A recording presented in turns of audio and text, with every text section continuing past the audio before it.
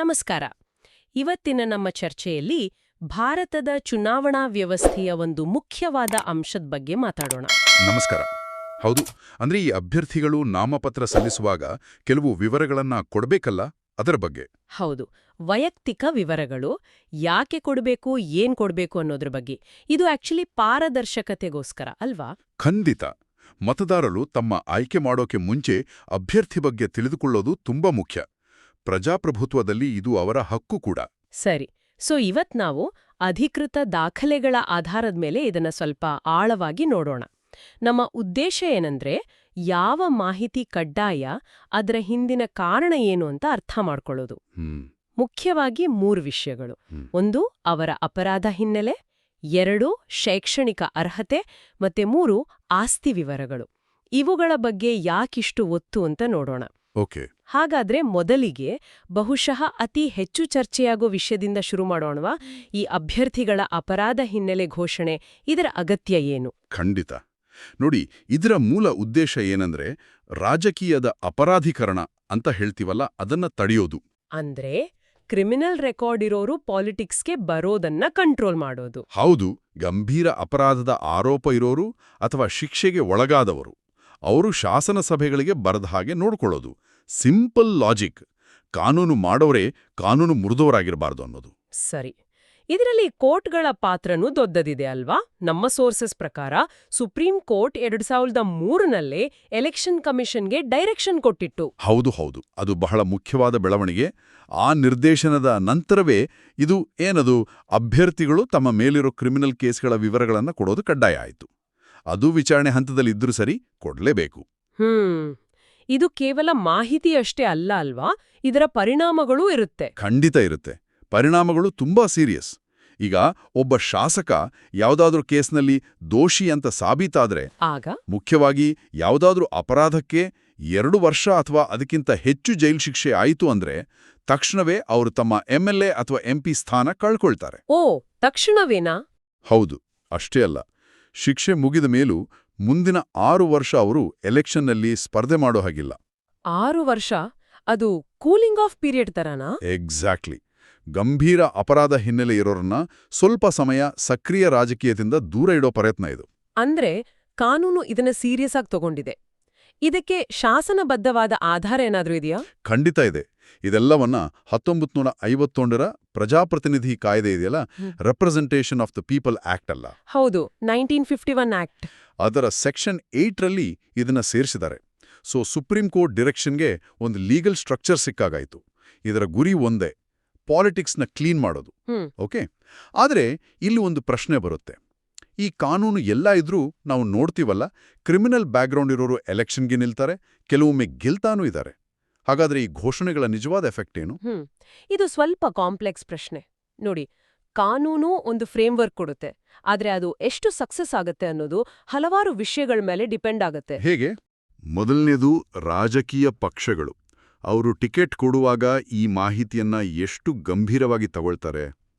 ಎರಡನೇದು, ಮತದಾರರು. ಅವ್ರಿಗೆ ಈ ಮಾಹಿತಿ ಸಿಕ್ಕಿದ್ರೂ ಅದಕ್ಕೆ ಎಷ್ಟು ಬೆಲೆ ಕೊಡುತ್ತಾರೆ.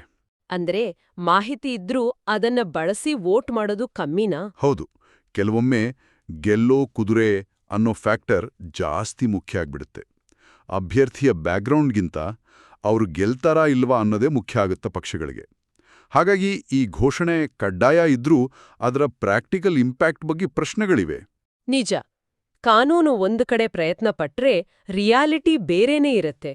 ಸರಿ, ಈ ಅಪರಾಧ ಹಿನ್ನೆಲೆ ವಿಷಯ ಬಿಟ್ಟು ಮುಂದಿನ ಕಡ್ಡಾಯ ಘೋಷಣೆಗೆ ಬರೋಣ. ಶೈಕ್ಷಣಿಕ ಹಿನ್ನೆಲೆ. ಇದ್ರ ಹಿಂದಿನ ತರ್ಕ ಏನು? MLA, MP ಆಗೋಕೆ ಡಿಗ್ರಿ ಬೇಕೇ? ಇಲ್ಲ, ಹಾಗೇನಿಲ್ಲ.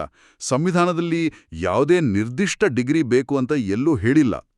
ಆದರೆ ಶೈಕ್ಷಣಿಕ ಹಿನ್ನೆಲೆ ಯಾಕೆ ಘೋಷಿಸಬೇಕು ಅಂದ್ರೆ, ಅದರ ಹಿಂದಿನ ಐಡಿಯಾ ಬೇರೆ. ಏನದು? ಈಗ ಶಾಸನ ಸಭೆಗಳ ಕೆಲಸ ಏನು?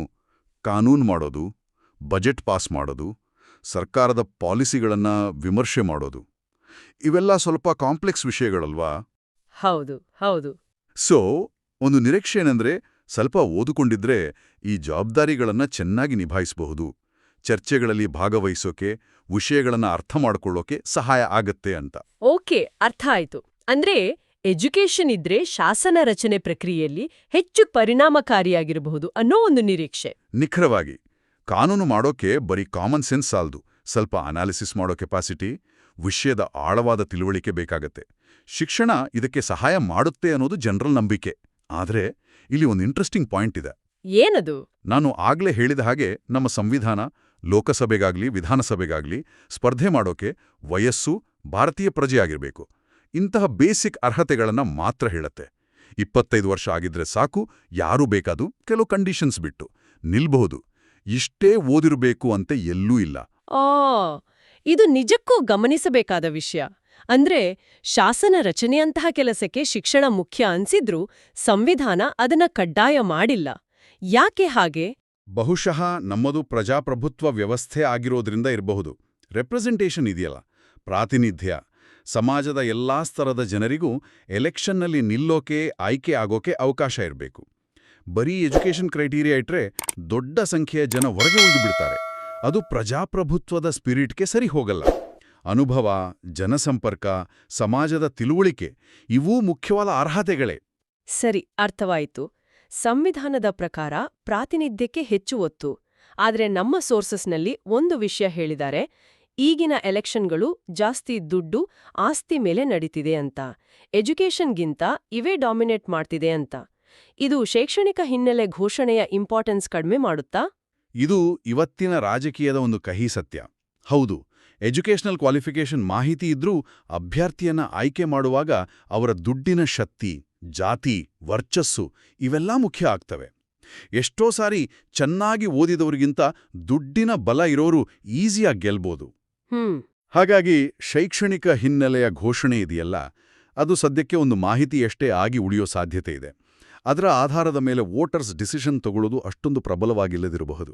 ಅಂದ್ರೆ ಅಪರಾಧ ಹಿನ್ನೆಲೆ ಥರಾನೇ ಇಲ್ಲೂ ಮಾಹಿತಿ ಇದೆ, ಆದ್ರೆ ಅದರ ಎಫೆಕ್ಟ್, ಅದರ ಪ್ರಭಾವ ಸೀಮಿತವಾಗಿರಬಹುದು.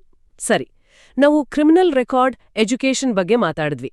ಮೂರನೆಯ ಕಡ್ಡಾಯ ಘೋಷಣೆ ಆಸ್ತಿ ವಿವರಗಳು. ಹೌದು, ಇದು ಕೂಡ ಬಹಳ ಮುಖ್ಯ.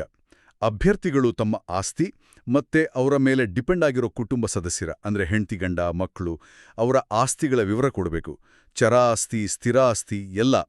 ಜೊತೆಗೆ ಸಾಲ ಎಷ್ಟಿದೆ ಅನ್ನೋದನ್ನು ಹೇಳಬೇಕು. ನಮ್ಮ ಸೋರ್ಸಸ್ನಲ್ಲಿ ಇದರ ಬಗ್ಗೆ ಜಾಸ್ತಿ ಡೀಟೇಲ್ಸ್ ಇಲ್ಲ, ಬರೀ ಉಲ್ಲೇಖ ಇದೆ. ಆದ್ರೂ ಇದರ ಉದ್ದೇಶ ಸ್ಪಷ್ಟ ಅನ್ಸುತ್ತೆ. ಖಂಡಿತ. ಮುಖ್ಯವಾಗಿ 2 ಕಾರಣಗಳು. ಒಂದು, ಪಬ್ಲಿಕ್ ಲೈಫ್ಗೆ ಬರೋ ವ್ಯಕ್ತಿಗಳ ಆರ್ಥಿಕ ಸ್ಥಿತಿ ಹೇಗಿದೆ ಅಂತ ಜನರಿಗೆ ಗೊತ್ತಾಗಬೇಕು. 2, ಇದು ಇನ್ನೂ ಮುಖ್ಯ ಇರಬಹುದು, ಅವರು ಅಧಿಕಾರಕ್ಕೆ ಬಂದ ಮೇಲೆ ಅವರ ಆಸ್ತಿಯಲ್ಲಿ ಏನಾದರೂ ವಿಪರೀತ, ಅಂದ್ರೆ ಅಸಹಜವಾದ ಏರಿಕೆ ಆಗಿದೆಯಾ ಅಂತ ನೋಡಕ್ಕೆ ಇದೊಂದು ಬೇಸ್ಲೈನ್ ಆಗುತ್ತೆ. ಅಂದ್ರೆ ಎಲೆಕ್ಷನ್ಗೆ ನಿಲ್ಲೋ ಮುಂಚೆ ಇದ್ದ ಆಸ್ತಿಗೂ MLA MP ಆದ್ಮೇಲೆ ಇರೋ ಆಸ್ತಿಗೂ ಕಂಪೇರ್ ಮಾಡಕ್ಕೆ ಹೆಲ್ಪ್ ಆಗುತ್ತೆ. ಒಂದ್ ವೇಳೆ ಆಸ್ತಿ ಸಡನ್ ಆಗಿ ಜಾಸ್ತಿ ಆದ್ರೆ ಅದು ಭ್ರಷ್ಟಾಚಾರದಿಂದ ಬಂದಿರ್ಬೋದಾ ಅನ್ನೋ ಪ್ರಶ್ನೆ ಕೇಳೋಕೆ ಅವಕಾಶ ಕೊಡುತ್ತೆ. ಹೌದು ಹೌದು. ಪಬ್ಲಿಕ್ ಆಫೀಸ್ನ ಸ್ವಂತ ಲಾಭಕ್ಕೆ ಬಳಸ್ಕೊಳ್ಳೋದನ್ನ ತಡೆಯೋಕೆ ಇದೊಂದು ಟೂಲ್ ಇದ್ದಾಗೆ. ಇನ್ಕಮ್ ಟ್ಯಾಕ್ಸ್ ಡಿಪಾರ್ಟ್ಮೆಂಟ್, ಇಡಿನಂಥ ಸಂಸ್ಥೆಗಳು ಬೇಕಾದ್ರೆ ಈ ಮಾಹಿತಿಯನ್ನ ವೆರಿಫೈ ಮಾಡಬಹುದು. ಇದರಿಂದ ಜನಪ್ರತಿನಿಧಿಗಳಲ್ಲಿ ಒಂದು ಅಕೌಂಟಬಿಲಿಟಿ ಬರುತ್ತೆ ಅನ್ನೋದು ಇದರ ಹಿಂದಿನ ಐಡಿಯಾ. ಆದ್ರೆ ಇಲ್ಲೂ ಚಾಲೆಂಜಸ್ ಇರ್ಬೇಕಲ್ಲ. ಉದಾಹರಣೆಗೆ, ಕೊಟ್ಟಿರೋ ಮಾಹಿತಿ ನಿಜಾನಾ ಅಂತ ಹೇಗ್ ಚೆಕ್ ಮಾಡೋದು? ಬೇನಾಮಿ ಆಸ್ತಿಗಳ ಕಥೆ ಏನು? ನೀವು ಹೇಳಿದ್ದು ಕರೆಕ್ಟ್. ಇದು ಈ ನಿಯಮದ ಒಂದು ದೊಡ್ಡ ಸವಾಲು. ಅಭ್ಯರ್ಥಿಗಳು ಕೊಟ್ಟಿರೋ ಇನ್ಫಾರ್ಮೇಷನ್ ಸರಿ ಇದೆಯಾ ಅಂತ ವೆರಿಫೈ ಮಾಡೋ ಸಿಸ್ಟಮ್ ಇನ್ನೂ ಸ್ಟ್ರಾಂಗ್ ಆಗಬೇಕು. ಕೆಲವೊಮ್ಮೆ ಆಸ್ತಿ ಮೌಲ್ಯ ಕಡಿಮೆ ತೋರಿಸೋದು, ಬೇರೆ ಬೇರೆ ಹೆಸರಲ್ಲಿ ಇಡೋದು, ಇಂಥ ಸಾಧ್ಯತೆಗಳು ಇದ್ದೇ ಇರುತ್ತೆ. ಸೊ ಇದಕ್ಕೆ ಎಲೆಕ್ಷನ್ ಕಮಿಷನ್, IT ಡಿಪಾರ್ಟ್ಮೆಂಟ್ ಎಲ್ಲ ಸೇರಿ ಕೆಲಸ ಮಾಡಬೇಕಾಗುತ್ತೆ. ಖಂಡಿತ. ಅವರ ಮಧ್ಯೆ ಒಳ್ಳೆ ಕೋಆರ್ಡಿನೇಷನ್ ಇರಬೇಕು, ಮತ್ತೆ ತಪ್ಪು ಮಾಡಿದ್ರೆ ಕಠಿಣ ಕ್ರಮ ತಗೊಳ್ಳೋ ವ್ಯವಸ್ಥೆ ಬೇಕು. ಹಾಗಾದ್ರೆ ಆಸ್ತಿ ಘೋಷಣೆ ಅನ್ನೋದು ಒಳ್ಳೆ ಉದ್ದೇಶ ಹೊಂದಿದೆ, ಆದ್ರೆ ಅದರ ಎಫೆಕ್ಟಿವ್ನೆಸ್, ಅದು ಎಷ್ಟು ಸ್ಟ್ರಿಕ್ಟ್ ಆಗಿ ಇಂಪ್ಲಿಮೆಂಟ್ ಆಗುತ್ತೆ ಅನ್ನೋದ್ರ ಮೇಲೆ ನಿಂತಿದೆ. ನಿಖರವಾಗಿ. ಬರೀ ಡಿಕ್ಲೇರ್ ಮಾಡಿದ್ರೆ ಸಾಲಲ್ಲ, ಅದನ್ನ ಚೆಕ್ ಮಾಡೋದು, ತಪ್ಪು ಕಂಡುಬಂದ್ರೆ ಆಕ್ಷನ್ ತಗೊಳ್ಳೋದು, ಇದೆಲ್ಲ ಸಿಸ್ಟಮ್ಯಾಟಿಕ್ ಆಗಿ ನಡಿಬೇಕು. ಆಗ ಮಾತ್ರ ಇದರ ಪೂರ್ತಿ ಪ್ರಯೋಜನ ಸಿಗೋದು. ಒಟ್ಟಿನಲ್ಲಿ ನಾವು ಇವತ್ತು ಮಾತಾಡಿದ ಈ 3 ವಿಷಯಗಳು, ಕ್ರಿಮಿನಲ್, ಎಜುಕೇಷನಲ್ ಮತ್ತು ಆಸ್ತಿ ಹಿನ್ನೆಲೆ, ಇವುಗಳ ಕಡ್ಡಾಯ ಘೋಷಣೆ ಎಲೆಕ್ಷನ್ ಪ್ರಾಸೆಸ್ನಲ್ಲಿ ಪಾರದರ್ಶಕತೆ ತರೋಕೆ ಮಾಡಿರೋ ದೊಡ್ಡ ಪ್ರಯತ್ನಗಳು. ಹೌದು. ಪ್ರತಿಯೊಂದಕ್ಕೂ ಅದರದೇ ಆದ ಲಾಜಿಕ್ ಇದೆ, ಉದ್ದೇಶ ಇದೆ. ಕ್ರಿಮಿನಲ್ ರೆಕಾರ್ಡ್ ಪಾಲಿಟಿಕ್ಸ್ ಕ್ಲೀನ್ ಮಾಡೋಕ್ಕೆ, ಎಜುಕೇಷನ್ ಅವರ ಕೆಪಾಸಿಟಿ ಬಗ್ಗೆ ಒಂದು ಇಂಡಿಕೇಶನ್ ಕೊಡಕ್ಕೆ, ಆದರೆ ಇದು ಕಡ್ಡಾಯ ಅಲ್ಲ. ಆಸ್ತಿ ನೀವರ ಫೈನಾನ್ಷಿಯಲ್ ಟ್ರಾನ್ಸ್ಪರೆನ್ಸಿ ಮತ್ತೆ ಭ್ರಷ್ಟಾಚಾರ ಕಂಟ್ರೋಲ್ ಮಾಡೋಕೆ. ನಾವು ನೋಡಿದ ಹಾಗೆ ಕಾನೂನು ಇದೆ, ರೂಲ್ಸ್ ಇದೆ, ಸುಪ್ರೀಂ ಕೋರ್ಟ್ ಡಿರೆಕ್ಷನ್ಸ್ ಇದೆ, ಕೆಲವು ಕಠಿಣ ಪರಿಣಾಮಗಳೂ ಇದೆ, ವಿಶೇಷವಾಗಿ ಕ್ರಿಮಿನಲ್ ಕೇಸ್ನಲ್ಲಿ ಕನ್ವಿಕ್ಷನ್ ಆದರೆ ಅದೇ ಸಮಯದಲ್ಲಿ ಪಾಲಿಟಿಕ್ಸ್ನ ರಿಯಾಲಿಟಿ, ಪಕ್ಷಗಳು ಯಾರಿಗೆ ಟಿಕೆಟ್ ಕೊಡುತ್ತೆ, ವೋಟರ್ಸ್ ಯಾವುದಕ್ಕೆ ಪ್ರಿಫರೆನ್ಸ್ ಕೊಡ್ತಾರೆ, ಇದೆಲ್ಲ ಈ ರೂಲ್ಸ್ ಎಷ್ಟು ವರ್ಕ್ ಆಗತ್ತೆ ಅನ್ನೋದ್ರ ಮೇಲೆ ಪರಿಣಾಮ ಬೀರುತ್ತೆ. ನಿಜ. ಕಾನೂನು ಇರೋದು ಒಂದು ಕಡೆ, ಆದರೆ ಅದರ ಸ್ಪಿರಿಟ್ ಇದೆಯಲ್ಲ, ಅದನ್ನ ಸಮಾಜ, ರಾಜಕೀಯ ವ್ಯವಸ್ಥೆ ಹೇಗೆ ತಗೊಳ್ಳುತ್ತೆ ಅನ್ನೋದು ಇನ್ನೊಂದು ಕಡೆ. ಮಾಹಿತಿ ಸಿಗುತ್ತೆ ಸರಿ, ಆದರೆ ಆ ಮಾಹಿತಿಯನ್ನ ಬಳಸಿ ಒಂದು ಬದಲಾವಣೆ ತರೋ ವಿಲ್ ಪವರ್ ಇದೆಯಾ ಅನ್ನೋದು ಮುಖ್ಯ ಪ್ರಶ್ನೆ. ಸರಿ, ಈ ಎಲ್ಲಾ ಚರ್ಚೆಯ ನಂತರ ಕೇಳುಗರಿಗೆ ಒಂದು ಪ್ರಶ್ನೆಯೊಂದಿಗೆ ಮುಗ್ಸೋಣ ಅನ್ಸುತ್ತೆ. ಖಂಡಿತ, ಹೇಳಿ. ಈ ಕಡ್ಡಾಯ ಘೋಷಣೆಗಳು ಅಂದ್ರೆ ಅಭ್ಯರ್ಥಿಗಳು ತಮ್ಮ ಕ್ರಿಮಿನಲ್, ಎಜುಕೇಷನಲ್, ಆಸ್ತಿ ವಿವರಗಳನ್ನ ಹೇಳಲೇಬೇಕು ಅನ್ನೋ ನಿಯಮ ಇದೆಯಲ್ಲ, ಇದು ನಿಜವಾಗ್ಲೂ ನಮ್ಮ ರಾಜಕೀಯದಲ್ಲಿ ಪಾರದರ್ಶಕತೆ ತರೋಕೆ, ಕ್ವಾಲಿಟಿ ಇಂಪ್ರೂವ್ ಮಾಡೋಕೆ ಸಾಕಾಗತ್ತಾ? ಅಥವಾ ಬರೀ ಮಾಹಿತಿ ಕೊಡೋದ್ರಿಂದಾಚೆಗೆ ಸಿಸ್ಟಮನ್ನೇ ಸುಧಾರಿಸೋಕೆ, ಈಗ ಪಕ್ಷಗಳ ಒಳಗೆ ಡೆಮೋಕ್ರಸಿ ತರೋದು, ಎಲೆಕ್ಷನ್ ಖರ್ಚು ಕಡಿಮೆ ಮಾಡೋದು, ವೋಟರ್ಸ್ನ ಇನ್ನೂ ಜಾಗೃತಗೊಳಿಸೋದು, ಈ ಥರದ ಬೇರೆ ಇನ್ನೂ ಆಳವಾದ ಬದಲಾವಣೆಗಳು ಬೇಕಾ? ಇದು ಬಹಳ ಮುಖ್ಯವಾದ ಪ್ರಶ್ನೆ, ಖಂಡಿತ ಯೋಚನೆ ಮಾಡಬೇಕಾದ ವಿಷಯ. ನೋಡಿ, ಈ ಘೋಷಣೆಗಳು ಒಂದು ಇಂಪಾರ್ಟೆಂಟ್ ಫಸ್ಟ್ ಸ್ಟೆಪ್ ನಿಜ, ಆದರೆ ಅದೇ ಕೊನೆ ಅಲ್ಲ. ಬಹುಶಃ ಇವು ಬೇರೆ ಸುಧಾರಣೆಗಳ ಜೊತೆ ಸೇರಿದಾಗ ಮಾತ್ರ ಹೆಚ್ಚು ಎಫೆಕ್ಟಿವ್ ಆಗಬಹುದು. ಈ ಘೋಷಣೆಗಳಿಂದ ಸಿಗುವ ಮಾಹಿತಿಯನ್ನ ನಿಜವಾಗ್ಲೂ ಹೇಗೆ ಬಳಸುವುದು ಅನ್ನೋದೇ ಮುಂದಿನ ದೊಡ್ಡ ಚಾಲೆಂಜ್. ಇದು ಬರೀ ಎಲೆಕ್ಷನ್ ಕಮಿಷನ್ ಅಥವಾ ಕೋರ್ಟ್ಗಳ ಕೆಲಸ ಅಲ್ಲ. ಇದರಲ್ಲಿ ಪಕ್ಷಗಳು, ಮೀಡಿಯಾ ಮತ್ತೆ ಮುಖ್ಯವಾಗಿ ನಾವು ಪ್ರಜ್ಞಾವಂತ ಮತದಾರರು ಎಲ್ಲರ ಪಾತ್ರನೂ ಇದೆ.